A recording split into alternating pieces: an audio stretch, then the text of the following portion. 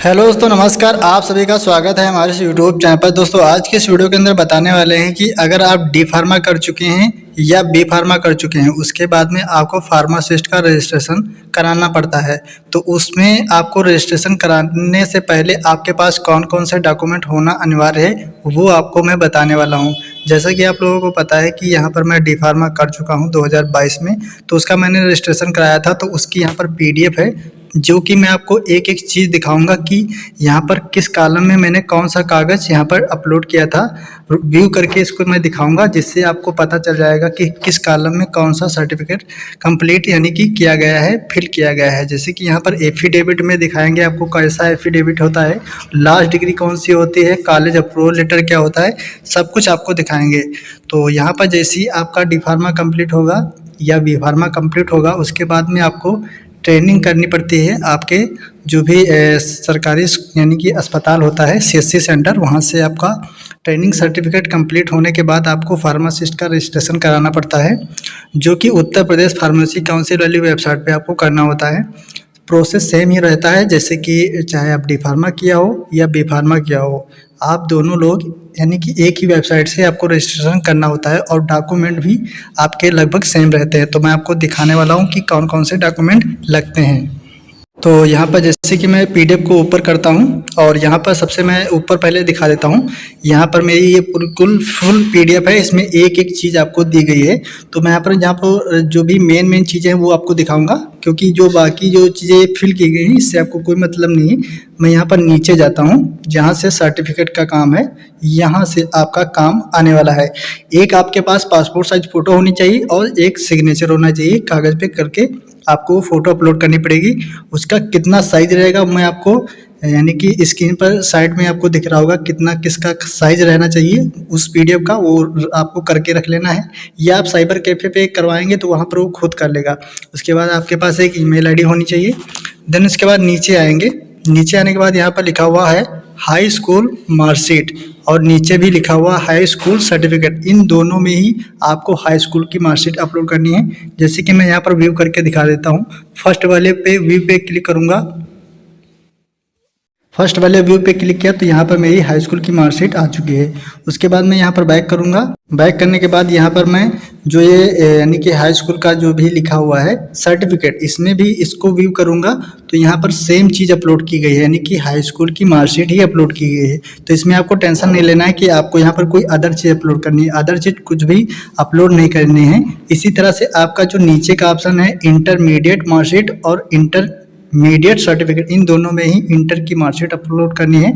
Then उसके बाद बहुत ही इंपॉर्टेंट चीज़ है कि यहाँ पर लिखा हुआ है डी फार्मा मार्कशीट। तो इसमें आपको व्यू करके दिखाता हूँ कि क्या अपलोड किया गया है। इसमें अपलोड किया गया है डी फार्मा फर्स्ट ईयर की मार्कशीट और सेकेंड ईयर की मार्कशीट एक ही पीडीएफ में इसको कंबाइन करके यहाँ पर अपलोड किया गया है। तो इस तरह से आपको कंबाइन कर लेना है। जैसे कि यहाँ पर देख सकते हैं फर्स्ट ईयर की मार्कशीट है और ये सेकेंड ईयर की मार्कशीट है। जब इस तरह से पीडीएफ आप एक बना लेंगे, उसको पीडीएफ को अपलोड करना है तो यहाँ पर आपको उस तरह से अपलोड कर देंगे।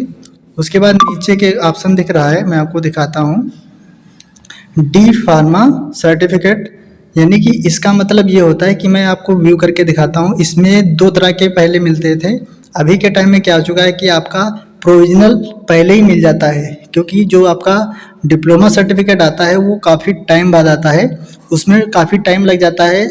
वो आपको उससे पहले ही रजिस्ट्रेशन करवाना होता है। तो आपको कॉलेज एक प्रोविजनल सर्टिफिकेट दे देता है, जो कि कुछ इस तरह का होता है। मैं आपको व्यू करके दिखाता हूँ। यहाँ पर लिखा हुआ है प्रोविजनल सर्टिफिकेट, यहाँ पर सब कुछ लिखा हुआ है जो भी आपने किया हुआ है और किस कॉलेज से किया है। तो ये प्रोविजनल सर्टिफिकेट आपको अपने कॉलेज से ही ले लेना है।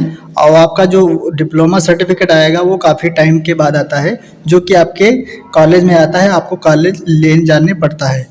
तो इसको बैक करेंगे, आपको मैंने बता दिया। उसके बाद में यहाँ पर आ रहा है इंटर्नशिप सर्टिफिकेट। इस कॉलम में आपको दिखाता हूँ क्या करना है। व्यू करेंगे, व्यू करने के बाद यहाँ पर आपने जो भी सीएससी, जिस भी सीएससी से सरकारी हॉस्पिटल से आपने ट्रेनिंग की है, वहाँ पर इस तरह का आपको एक ट्रेनिंग सर्टिफिकेट मिलता है, जो कि आप खुद डाउनलोड कर सकते हैं, या आप वहाँ पर जहाँ आप ट्रेनिंग करेंगे वहाँ खुद डाउनलोड करके इस पर मोहर लगा के और सिग्नेचर करके देते हैं।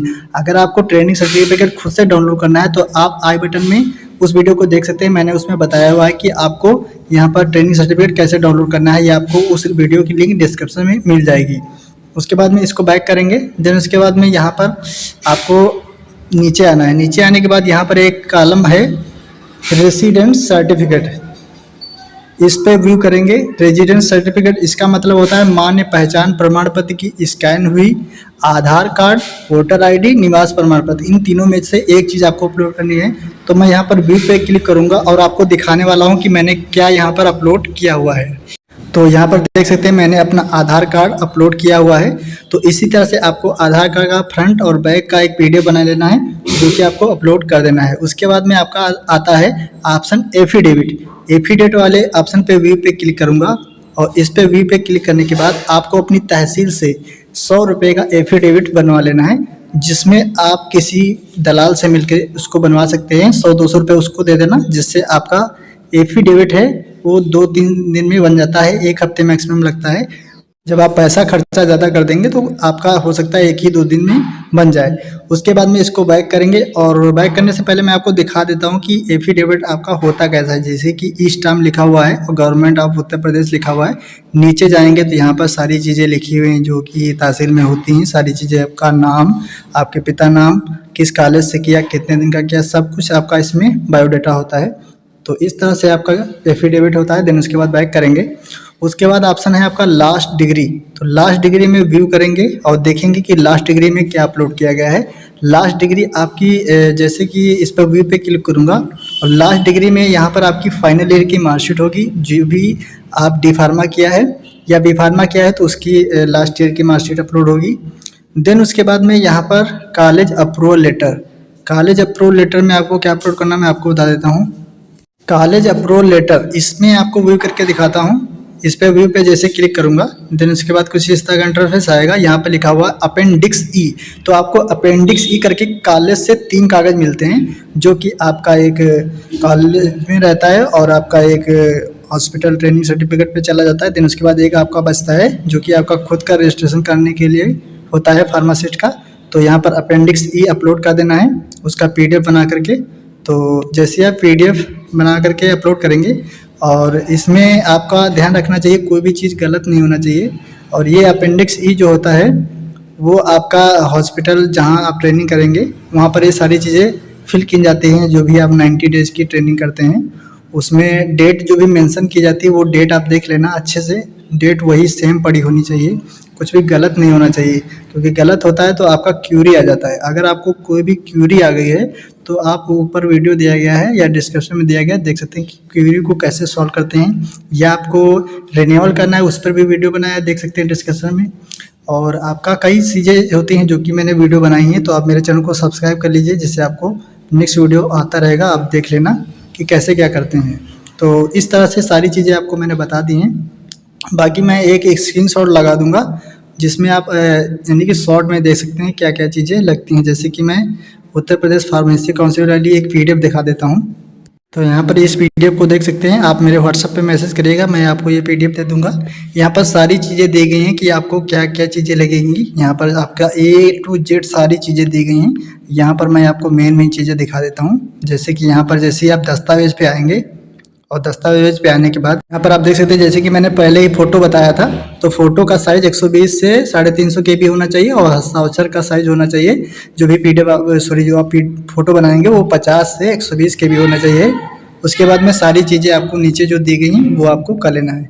सो आई होप को वीडियो अगर पसंद आए लाइक शेयर कीजिए। मिलते हैं next. Thank you very much.